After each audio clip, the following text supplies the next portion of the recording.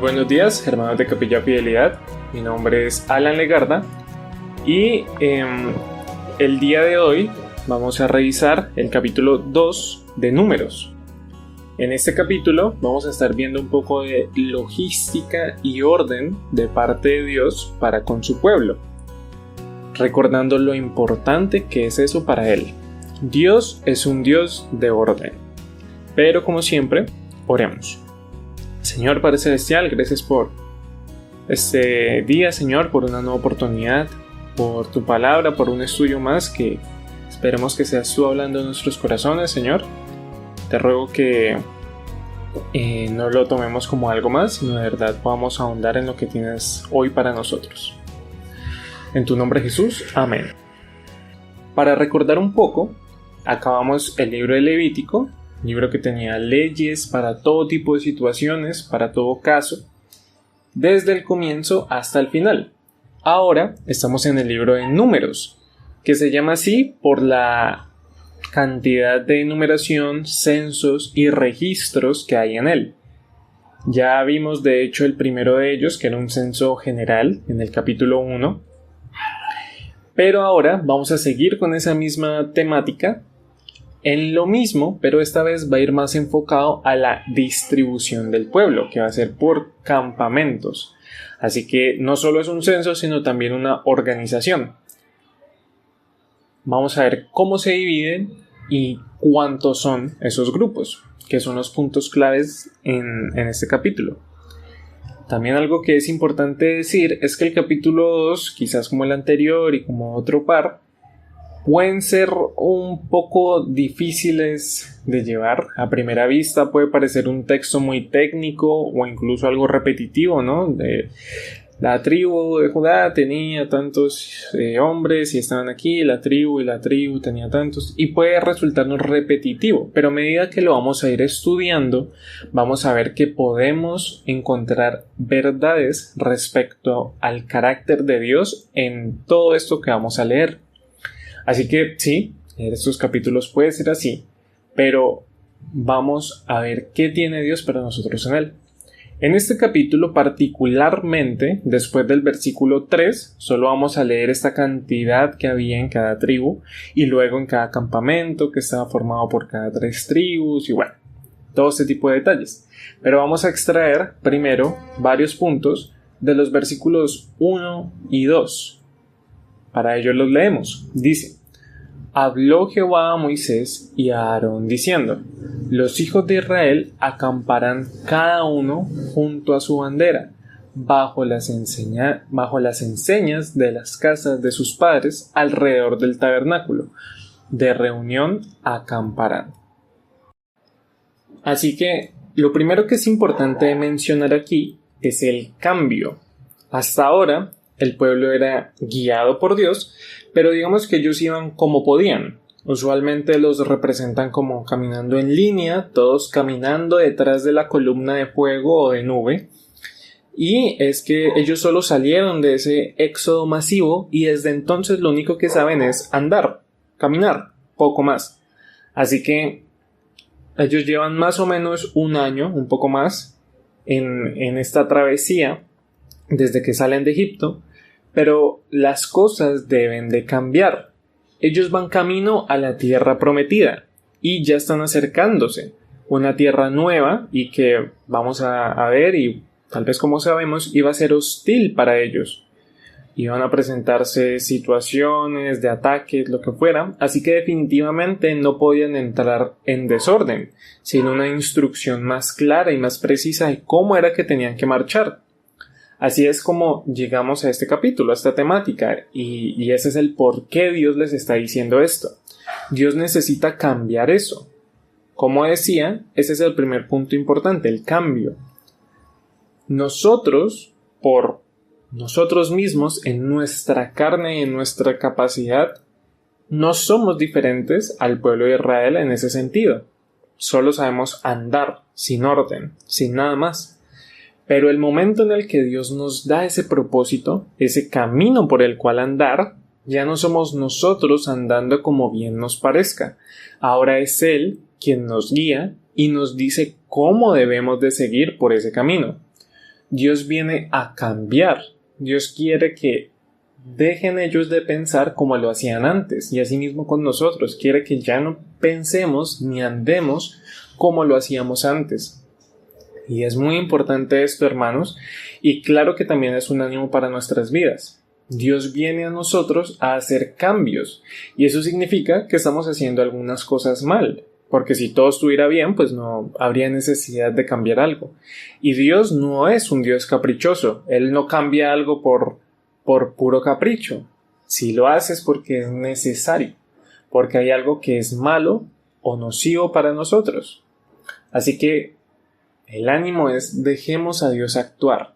No reneguemos ni nos quejemos. Tengamos un corazón dispuesto al cambio si eso viene de parte de Dios.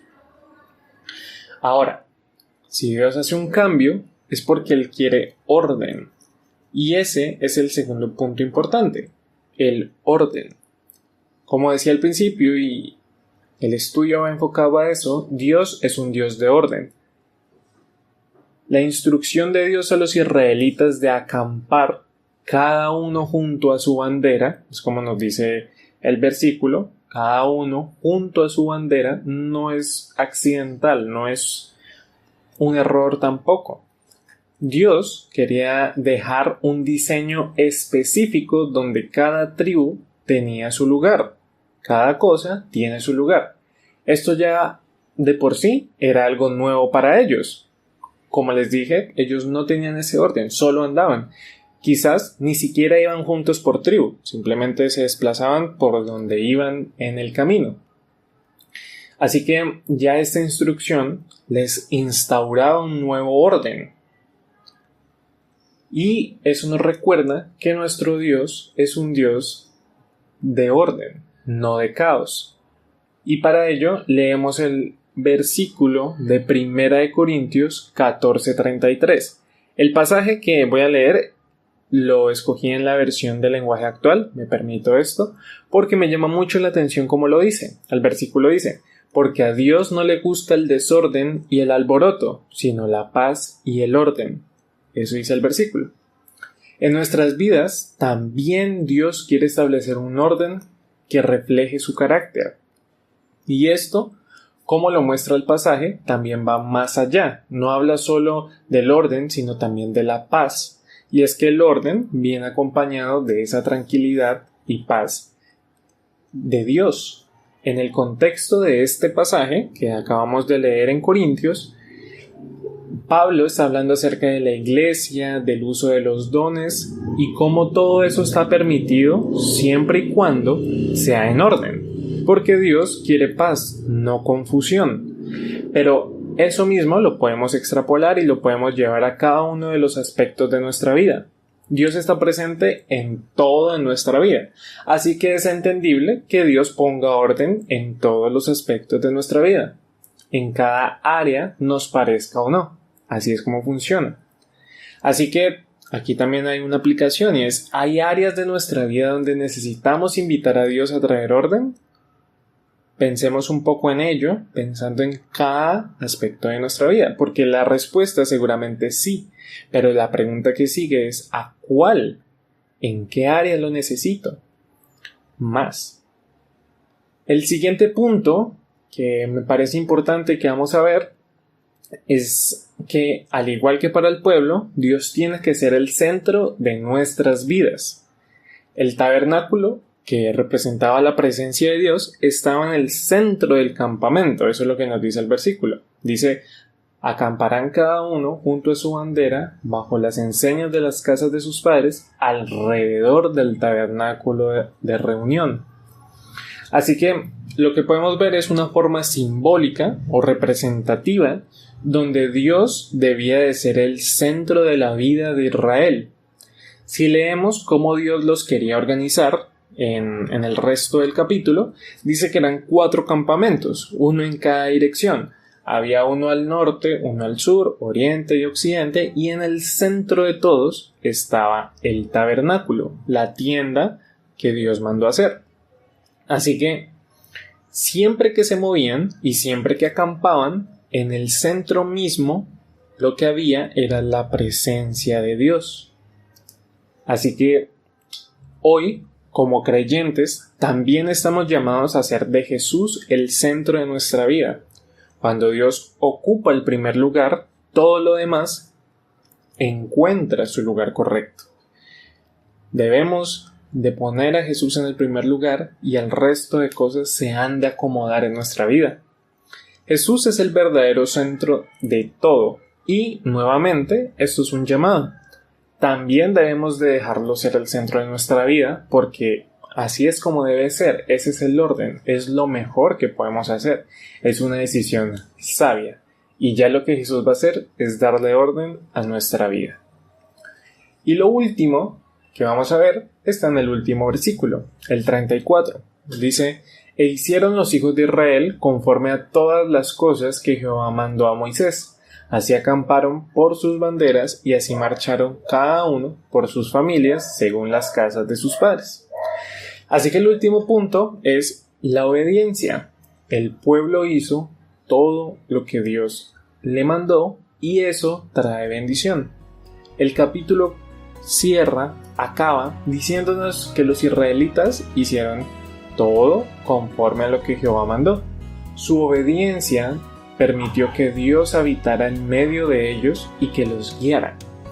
Y asimismo para nosotros, si permitimos, por medio de nuestra obediencia, que Dios sea el centro de nuestras vidas, es Él quien va a estar allí dirigiendo todo lo demás. Y así vamos a ser benditos por Él. Así que este fue el devocional del capítulo 2 de Números. Espero que podamos recordar esos aspectos importantes, como que Dios viene a cambiar cosas, Dios viene a traer cambios que obviamente van a ser para mejor. Quizás no sean fáciles para nosotros, quizás al principio no sean cómodos, pero son para mejor. También que Dios viene a traer orden. Dios es un Dios de orden y quiere que así vivamos nuestra vida, en orden. Al igual de eso, que Él debe ser el centro de nuestras vidas y por último, que lo hacemos por medio de la obediencia. Señor Padre Celestial, gracias por este devocional, Señor, gracias por tu palabra, gracias por hablar a nuestro corazón. Te ruego que de verdad podamos ser impactados por medio de tu palabra, Señor, y podamos sentir esa bendición que hay en obedecerte, Señor. Te lo ruego y te lo suplico en tu santo nombre Jesús. Amén y amén.